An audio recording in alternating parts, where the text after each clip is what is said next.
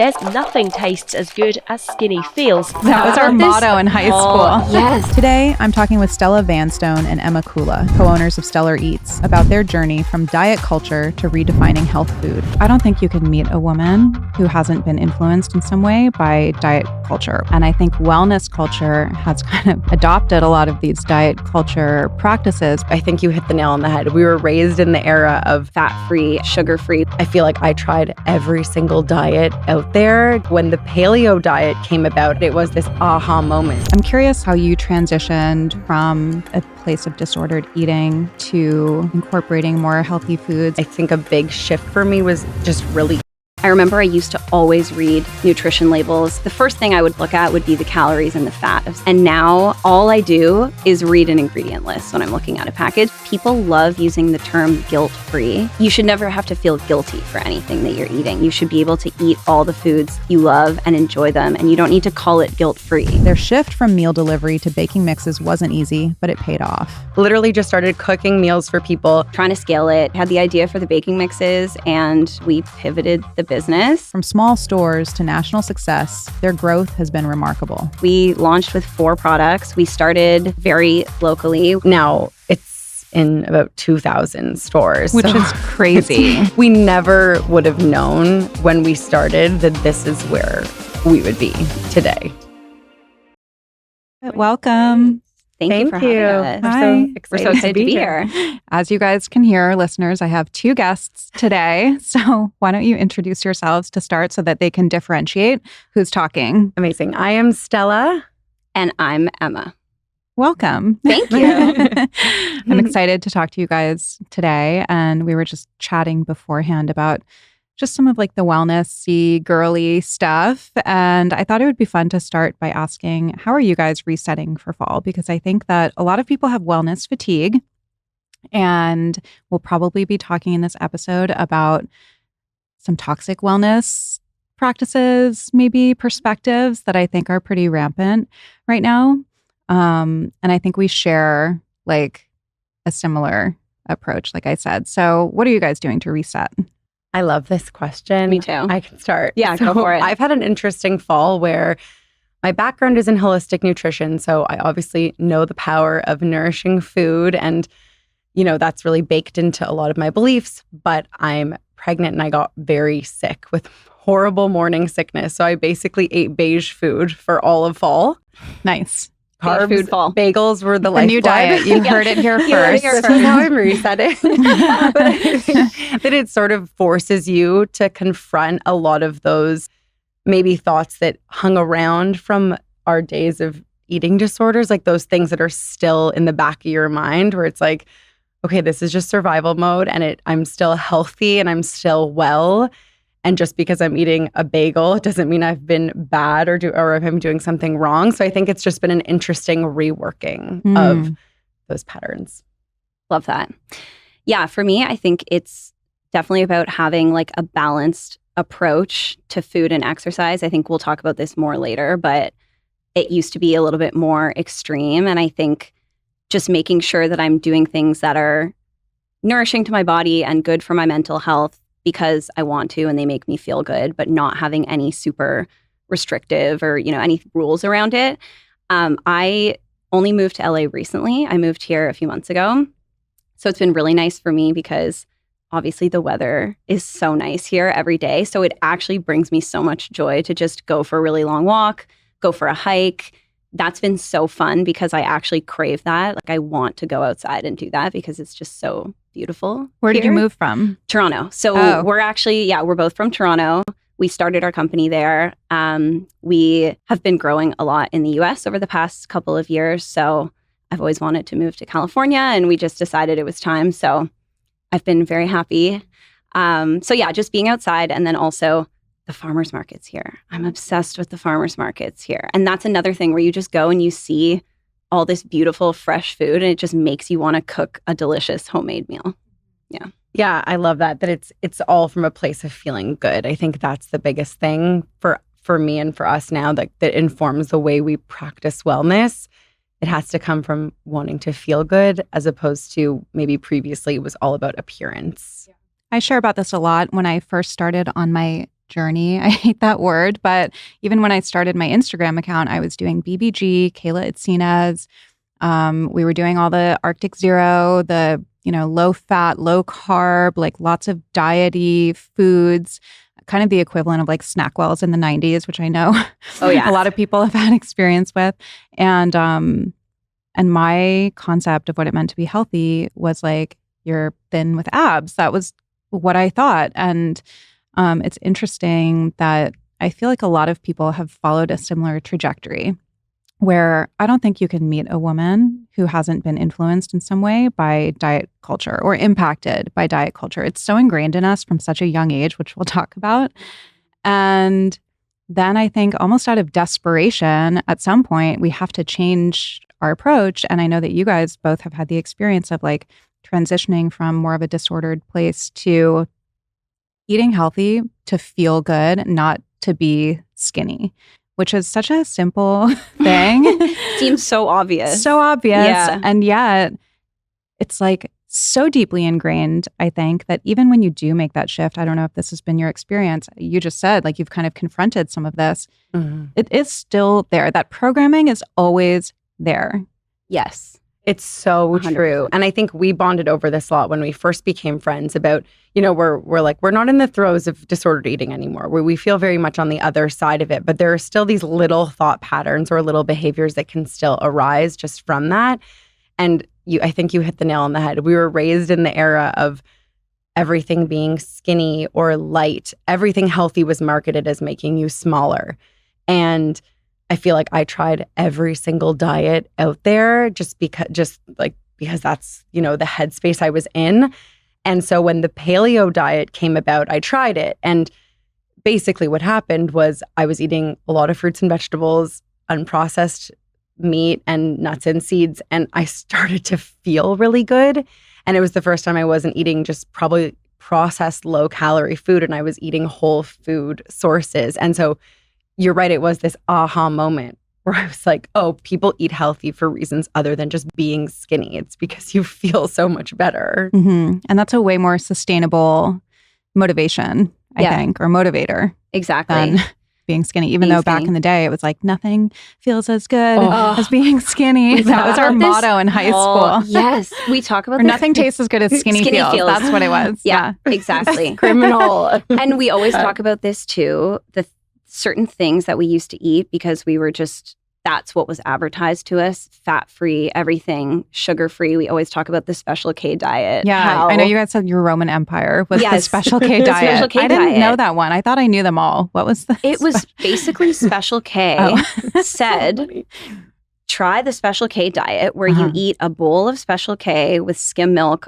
3 times a day or something. I don't know exactly what it was. I might be misquoting that, but it was something along those lines. No, it was replace 2 of your meals with Special K. So don't eat, essentially. I mean, like, follow the money. Everybody. But it's so funny. We always talk about, Stella and I, when we first became close, we talked a lot about how we made that switch from eating sugar-free Jell-O or fat-free yogurt as a snack, which don't even taste good. When you think about it in retrospect, it didn't actually taste good. It didn't fuel your body. And when you make the switch to eating real food, you just feel so much better, so much more energetic and happy. And I think we both felt that a lot. And as women, all of a sudden you're like, oh, my hormones are balanced. My skin is so much better. I have energy in the afternoon. Like all of these things that that was never what was taught to us. It was just about how you look. It was just about being skinny. Yeah. Yeah. I've talked about this before on my podcast, but I remember like my first experience with diet culture, I was probably in middle school. All the girls were doing the cabbage soup diet.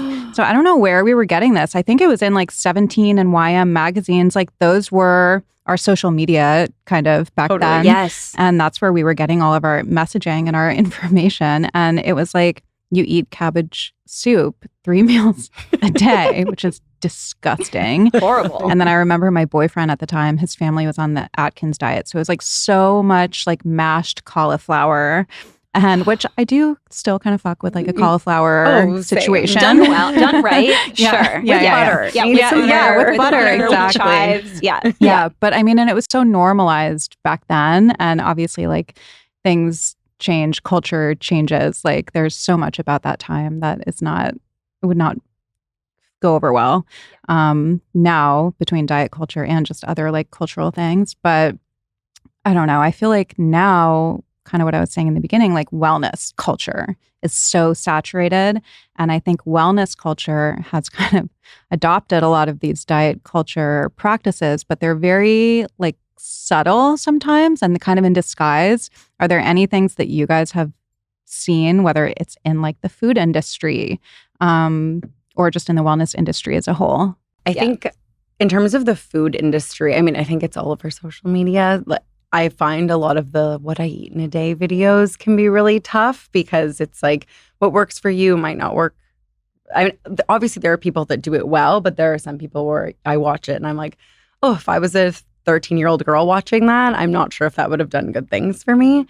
And then in food, I think even just so many brands still call themselves things like skinny this or just the way it's marketed. And I think a big thing in starting our company was we really wanted to be this different kind of health and wellness company where we really only talk about how our products make people feel. It's never about how you look. And we've gotten some pushback. I feel like people have told us, you'd make more money if you called them skinny cookies. And we're like, we'll just never do that, Yeah. And another thing I think that we see a lot, and we've actually had to, there's definitely been times where we've had to correct people who have said this to us. People love using the term guilt-free.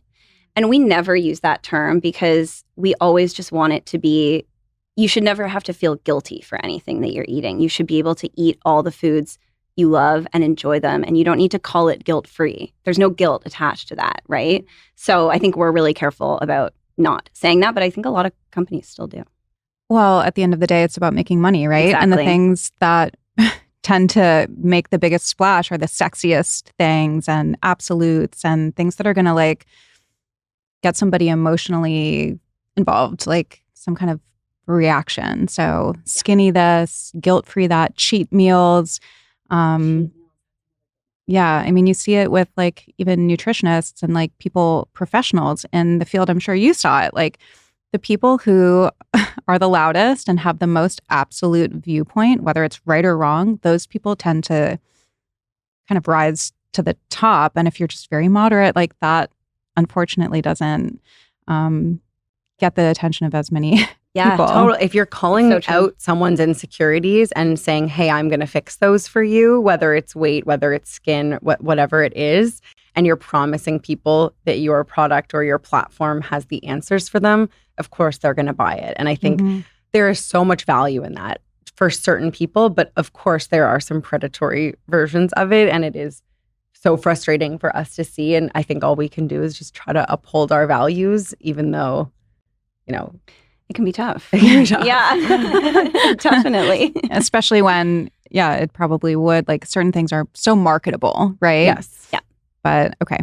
I'm curious like how you transitioned from a place of disordered eating to incorporating more healthy foods, and how did you deprogram some of that stuff? Because I get so many questions from people anytime I do Q&A. It's like there's so many people who still really do struggle with disordered eating, like counting calories, but to their detriment, all of these practices. And I know for myself, like it was so hard to get away from that too. And I don't really have a good answer. So I always am curious how other people got through it themselves. That's a great question. And obviously we're not professionals, and there are certain people that are much more able to speak on this. But I think in terms of our personal experiences, for me, I know a big part of it, having an eating disorder was how isolating it was. And sometimes when you are in that space, it's like this, it's a mental health illness that you're trying to protect and keep secret from everybody.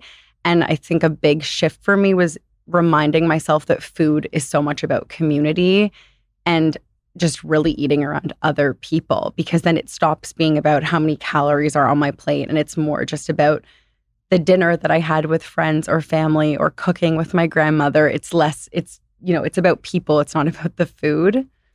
I love that. And I think Stella and I both feel this way. For me, learning to cook and bake was such a huge healing aspect of my healing. I think just spending time in the kitchen, learning what flavors go together, learning to add, the appropriate amount of fat to certain dishes, and kind of working on something until it tastes good and really tapping into your taste buds more than being concerned about the calories or the certain ingredients that are going into it. And I think part of that too is just learning to cook and bake with whole foods. We were experimenting a lot with gluten-free baking. So we were using almond flour and coconut sugar and just less processed foods that come from whole food sources. And it's so funny. I think we talk about this a lot, but I remember I used to always read nutrition labels, and the first thing I would look at would be the calories and the fat of something.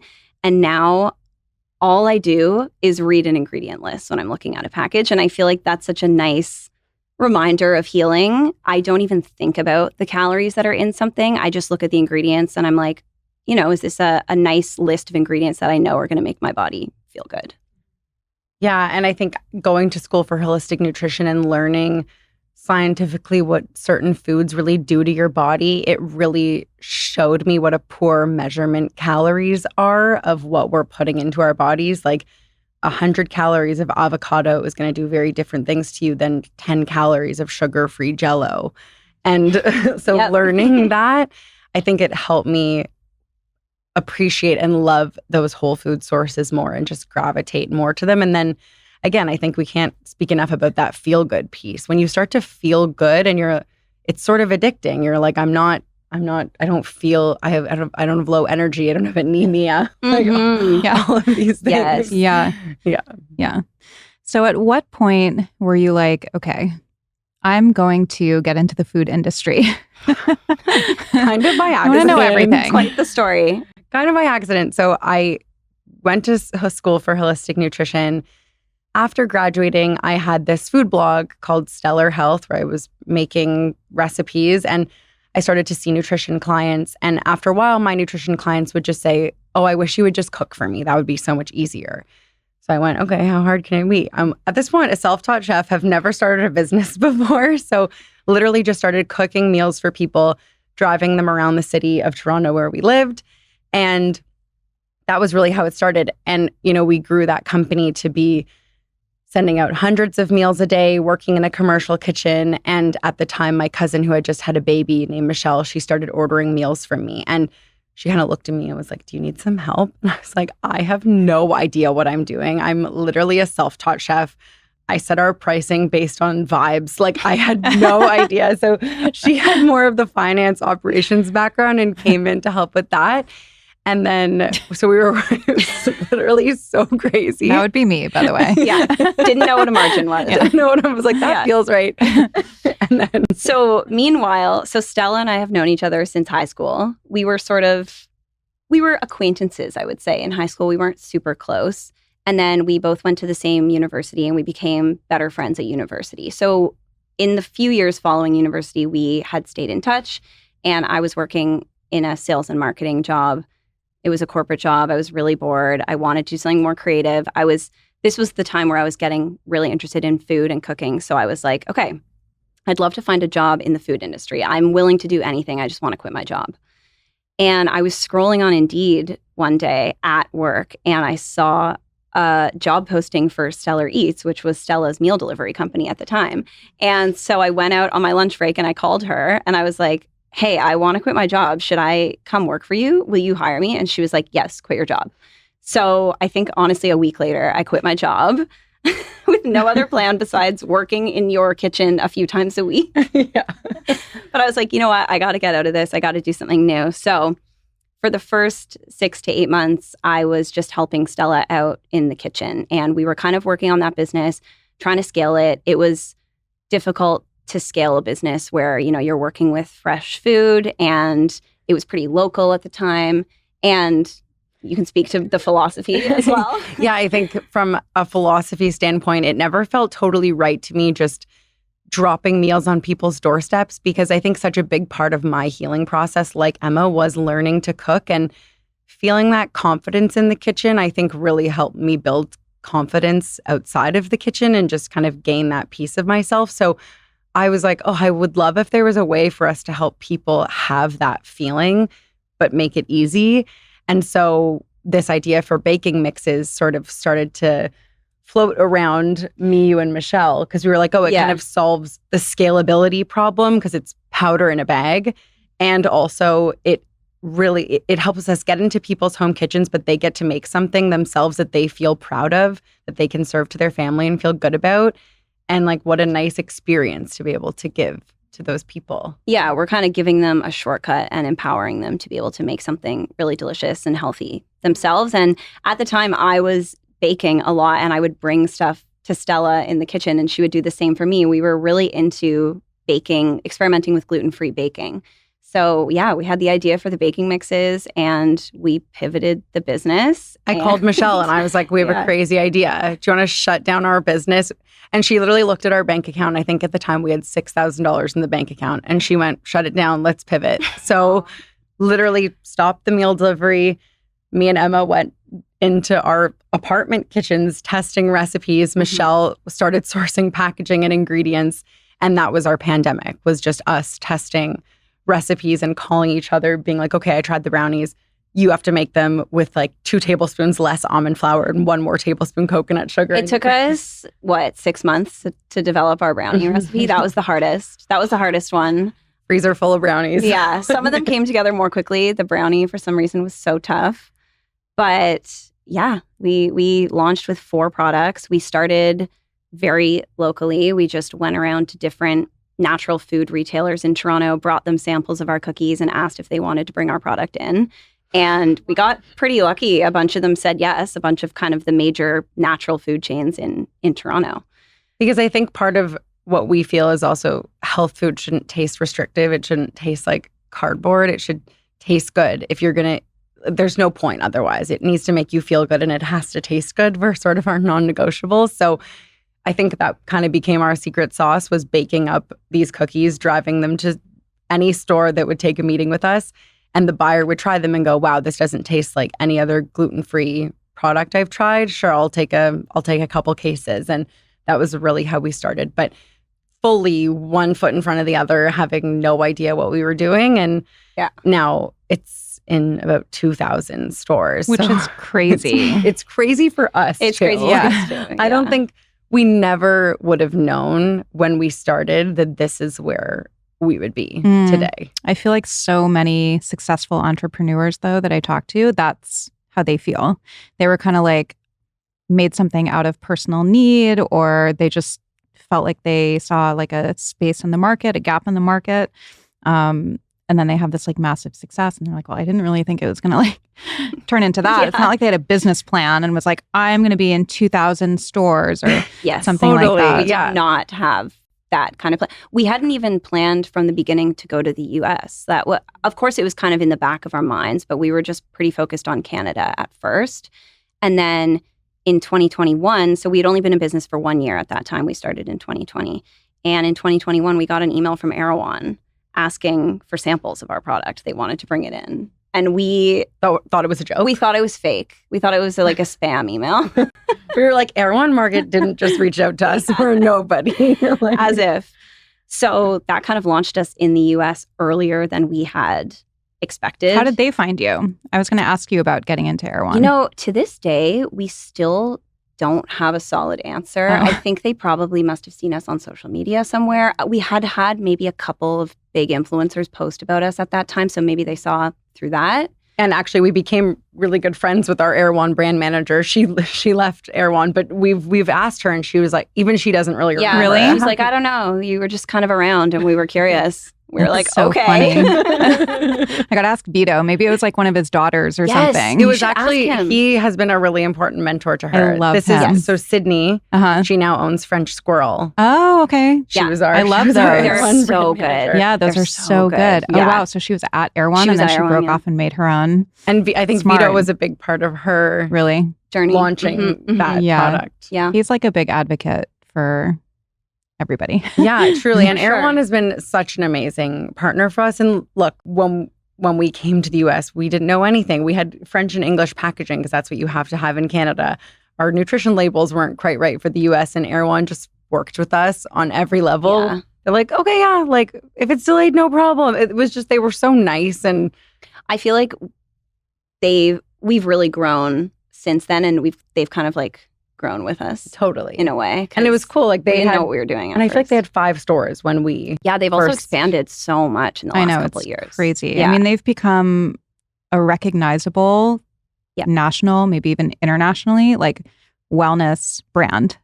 100%. And it's a grocery store.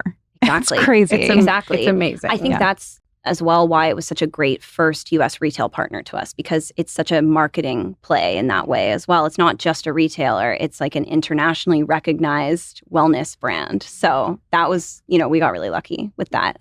What goes into getting the right ingredients, and how difficult is it to get like the best ingredients and not cut corners and things like that? I would just imagine like in a food product, there's so many ways to make it cheaper. Oh, yeah. Maybe well, you start to see very quickly how easy it is to cut corners. If we just were to use mostly white sugar and a bit of coconut sugar, how much cheaper it would be. But oat flour instead of another, almond flour is the base of our mixes. And that is a relatively quite expensive flour compared to others. But we kind of just went into this from the beginning having a really strict set of parameters. We wanted everything to be gluten-free, but also grain-free. So we don't use rice flour, oat flour, nothing bad about those. We just don't use them in our product. So essentially every product has to be almond flour, and then we use a starch, so like a tapioca or an arrowroot for texture. Everything is sweetened with organic coconut sugar, and then just kind of baking soda and salt and a bit of coconut flour. And we have those parameters for every single one of our products. So if it doesn't fit and it's not working, and we've tried many different products that have not worked, but if it's not working, we won't do it because we don't want to compromise on those ingredients. Yeah. And blood sugar balance is so important to how you feel. And so I think having ingredients that really prioritize that. We love almond flour because it's high protein, high fat, and coconut sugar because it has some fiber in it. So it's not our treats, you eat one and you don't get that same spike and crash. Like you actually feel really good after eating them and you feel satisfied. You feel full. You're not just eating empty, like I feel like a lot of those keto treats, not to throw so much shade, but I feel like a lot of them, I'm like, I eat it and I'm like, I still want a cookie, Yeah, yeah. Or they have like artificial, like, I don't know, not even artificial, but like things that are sweetened with like stevia, monk fruit. I don't necessarily like do xylitol, that well. all these things that now Yeah. it's coming out how detrimental it all is to your gut health. And I think for me, from a nutrition standpoint, blood sugar balance and gut health is so important to your overall well-being and how you feel. And so those were just those non-negotiables. And Emma is an amazing baker, way more talented than me. So she manages to make magic within those parameters. So do you come up with the recipes for the most part and then you guys kind of test them? And Yeah, so we come up with the ideas together of what products we want to make. And then, usually I do the bulk of the product development. Stella helps me a lot. I'll send her a recipe and be like, can you try this and give me notes on this? So we definitely do it together. But yeah, essentially just testing in the kitchen until something is really good. We just launched our most recent product was a coffee cake, which is actually made with organic date sugar. So the sugar in it is literally just ground up dried dates. And that one has done really well. It's at like Whole Foods in the US nationwide. And that one's been a really fun one. And that was a fun one to develop. And Yes. it's been really cool because I think also everyone's waking up to that blood sugar stuff and how good you feel when you balance your blood sugar. And especially we have a lot of people who are diabetic who could now eat that treat because it's dates versus any other kind of sugar. Mm-hmm. And the date sugar really kind of differentiates the product from other baking mixes as well. And it's cool. We spent a lot of time developing that product, and we were trying to think about how to do the streusel topping because you know how that's it's the best. so key to a coffee cake, right? And we were kind of thinking about, should we put a little pack in? And then Stella came up with the brilliant idea where you just remove some of the mix from the bag and mix it with butter, and then that becomes the topping on the cake. Smart. So That's my smart. one contribution. It's a key contribution. Yeah, that's huge because it's like the best part of the coffee cake. You can't have, You have otherwise to it's have just like that. a cinnamon loaf. Yeah, exactly. It's so good. I made it recently with brown butter instead of regular butter and did a brown butter glaze on top. And it was, oh my God. highly recommend. I'm curious about the packaging. So I'm like getting into products. So I'm so interested in all of this. That's so exciting. But I feel like nowadays, not saying this for your category necessarily, but like I go into Erewhon, for example. I'm at the chip aisle and there's 100 different kinds of chips. And it's like, you're going to probably make a decision based first on the packaging. So whatever your eye is drawn to. And even with like skincare, everything, it's like it's the look, it's the feel, everything. And then you're looking at the ingredients or whatever. So how did you guys land on your packaging? So you have great packaging. And do you think that that's like a big part of it? I feel like the packaging like opens the door and then the good product is going to like keep the person. It's so true. Thank you for saying that. We always say it's your face. You know, it's like the first, it's the first thing anyone sees.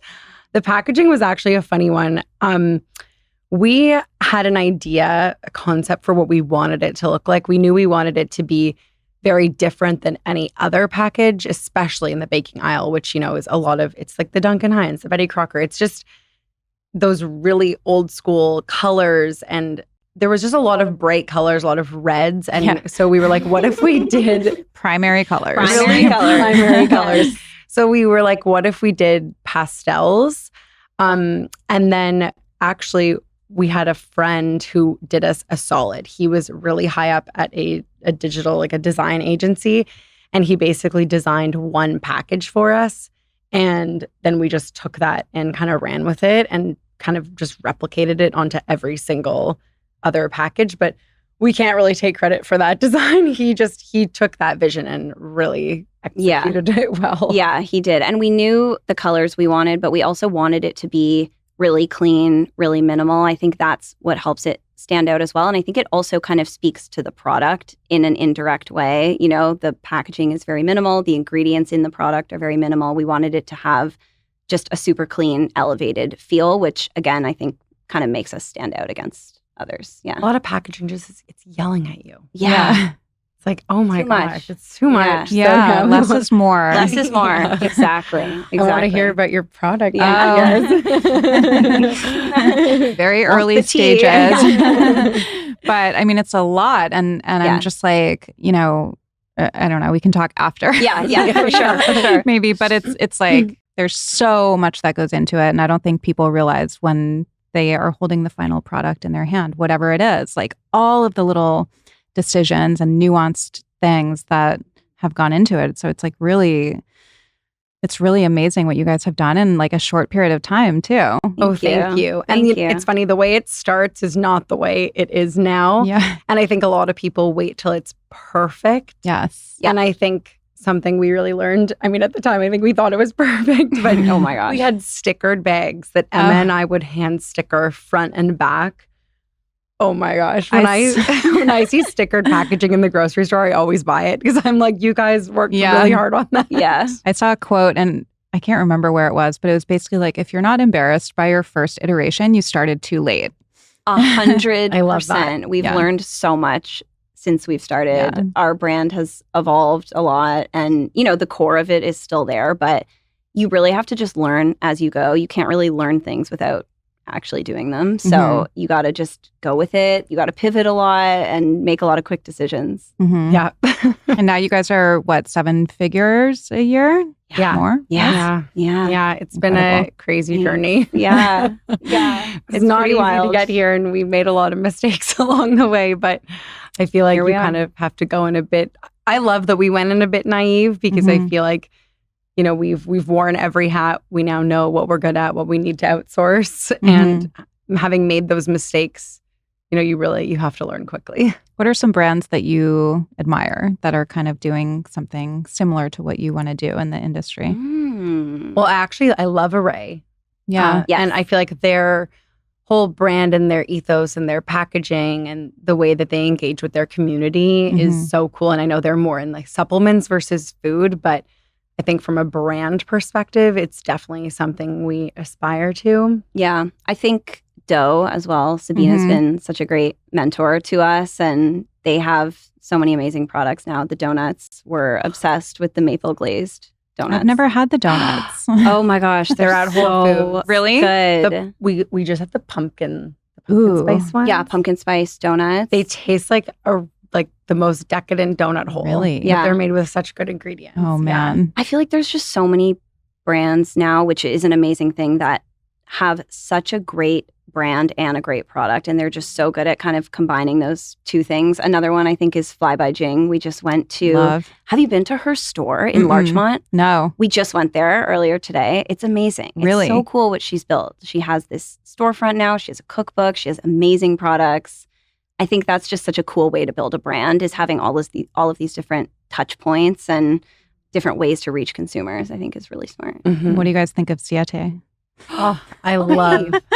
You know what, though? There's drama over the sale. Who bought them? People are angry about the PepsiCo purchasing them. And I think we maybe have a different perspective on it. I think our perspective, having seen the ins and outs of grocery stores, is they are really tough to work in. And I will not throw shade at anyone specifically, but Yeah. I think that people don't understand the cost that emerging brands have to pay to not only get on shelf, but stay on shelf. And that can be really prohibitive. And so, unfortunately, what happens is either innovation gets squashed out by these larger companies, or they have to get acquired at some point, because that's kind of the only way to grow. Like, you can't really compete with these huge giants on shelf. And so I think there's a lot of players, let's call it, at fault for the kind of Yeah. the food conglomerates.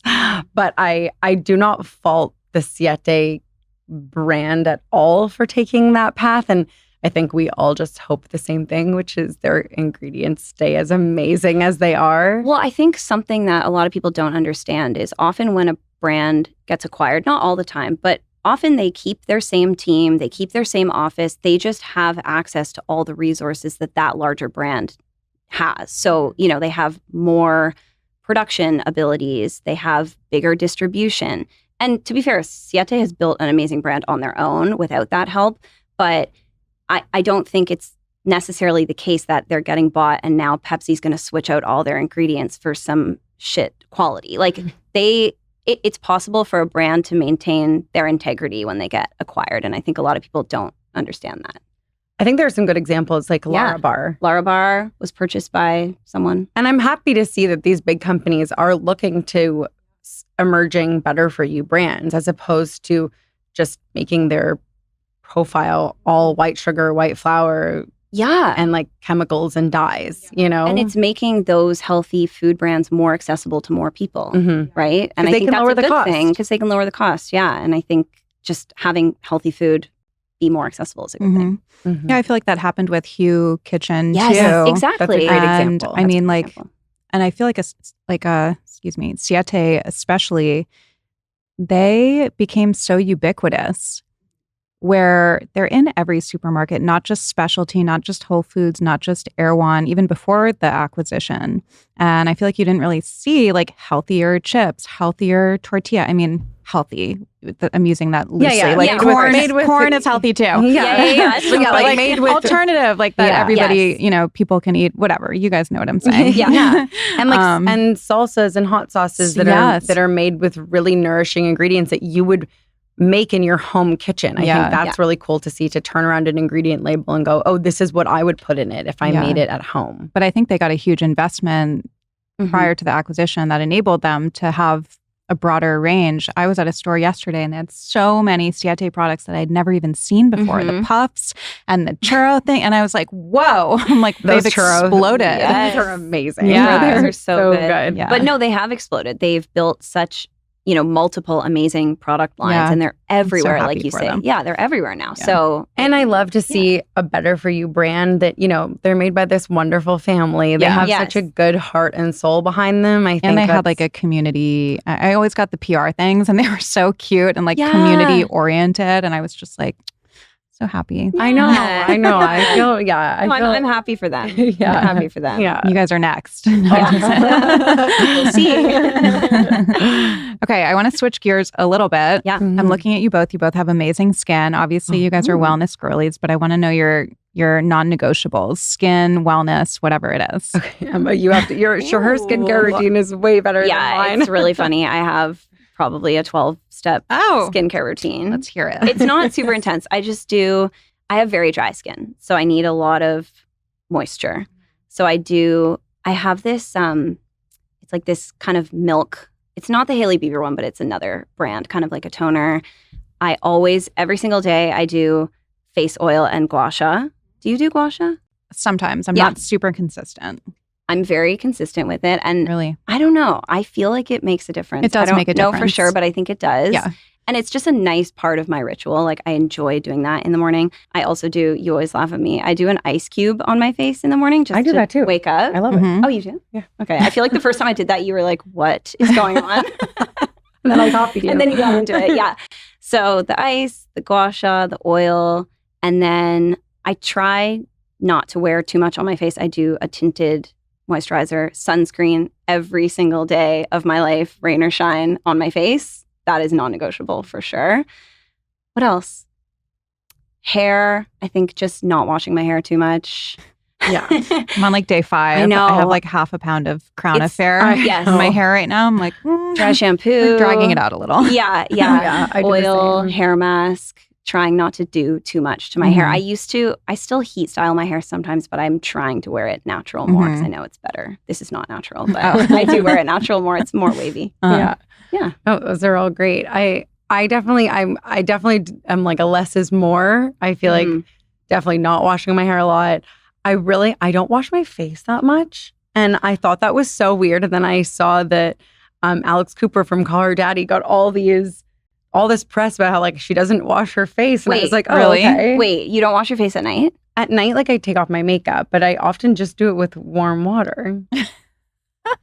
That's wild. I know. I don't face. wash my I face never that wash my much. face in the morning because it dries out my skin Yeah. too much. But when I have sunscreen and makeup on, I'm doing an oil cleanse and a full face wash after at night. Well, no, I mean, I definitely do use Yeah, face yeah, wash yeah, yeah. and also my skin. I just came off a plane, so my skin's not amazing right now. No, but it looks good. Oh, thank you. And then I think, also we both just turned 30. I know you've been really open about this. I've never gotten like Botox or anything like that. And I think, I'm trying to just see how my face goes. Like, I think that's a really, in this day and age, kind of a crazy I know. thing to like not do anything. But, I'm kind of curious. I'm not saying I'll never do anything, but I think it's kind of subversive now to like not Mhm. to do not do anything. it. I'm glad you brought this up because I wanted to talk to you about the face taping. Yes. I'm really curious. I need to know your process because I also am trying to not do Botox or anything. And I feel Mhm. like that seems like such a good alternative.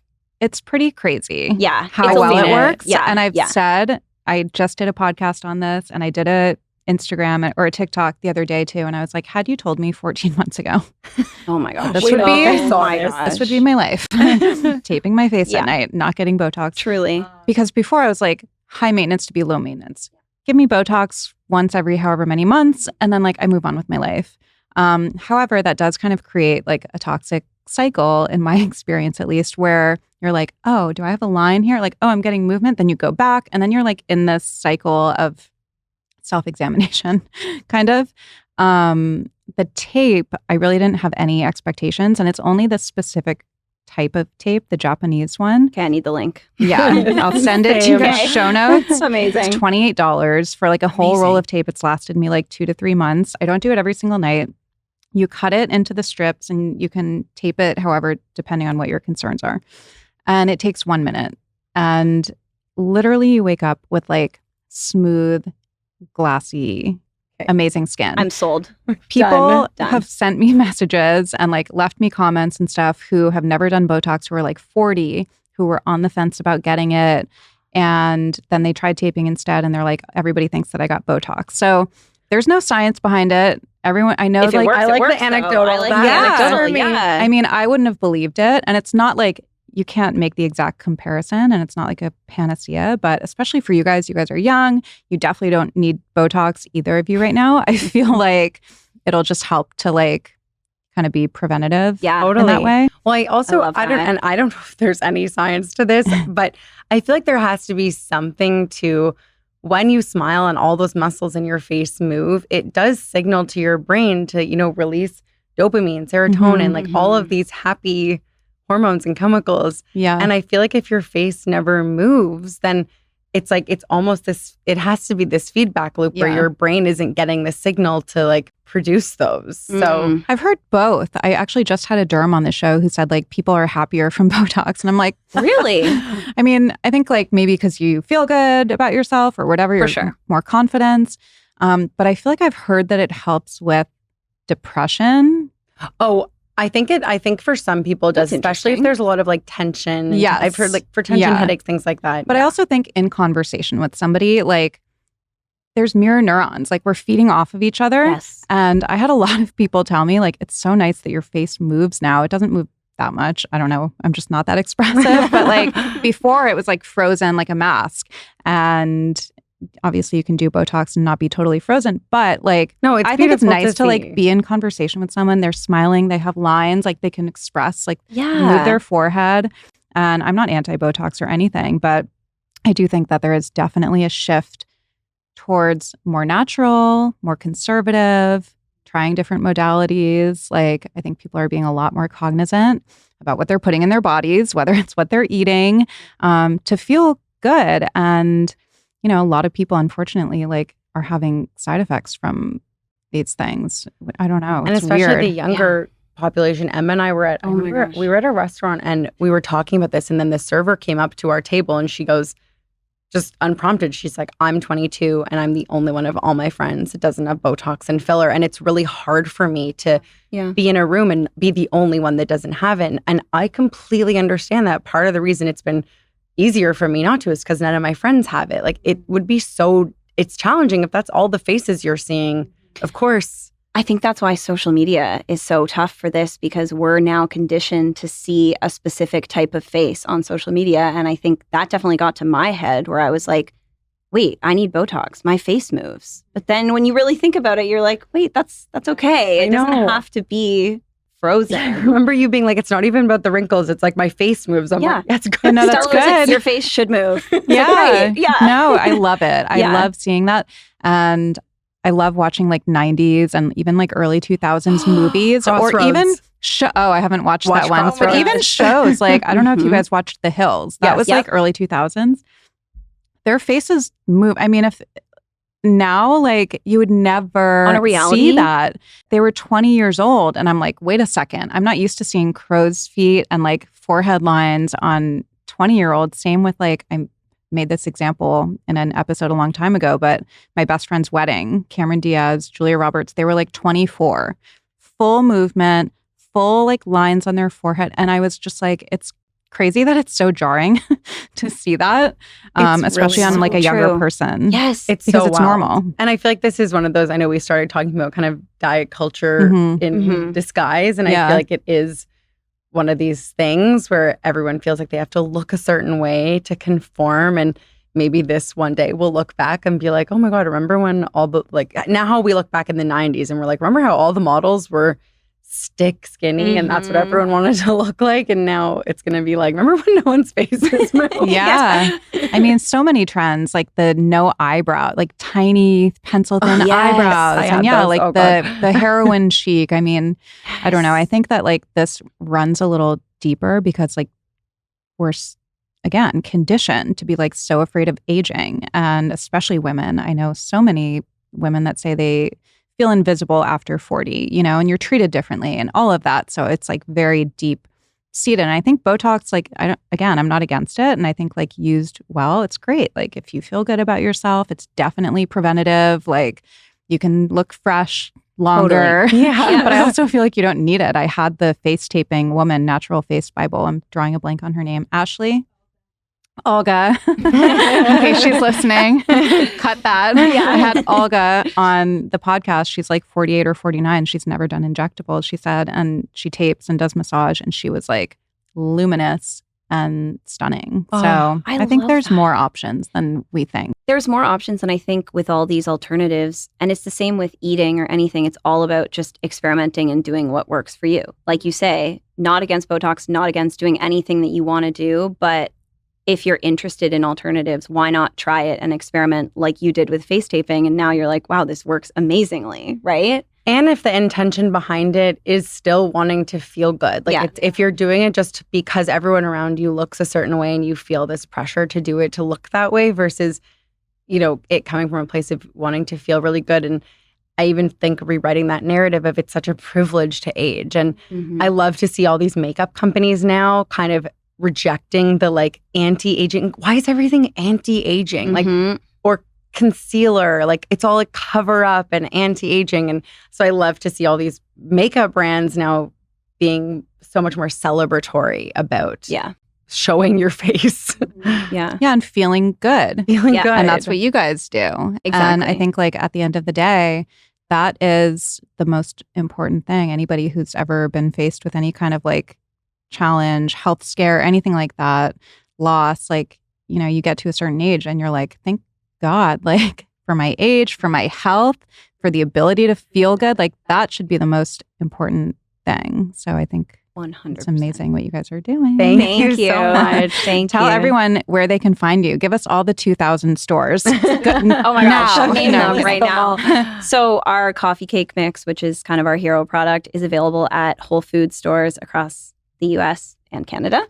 We're also at Erewhon, Bristol Farms, Gelson's, Lazy Acres, Mother's. Hopefully a lot more coming soon. Yeah. We also sell our products on our website. So stellareats.com. And you can find us on Instagram at stellar.eats and same with TikTok, stellar.eats. Amazing. Thank you. Thank you so much.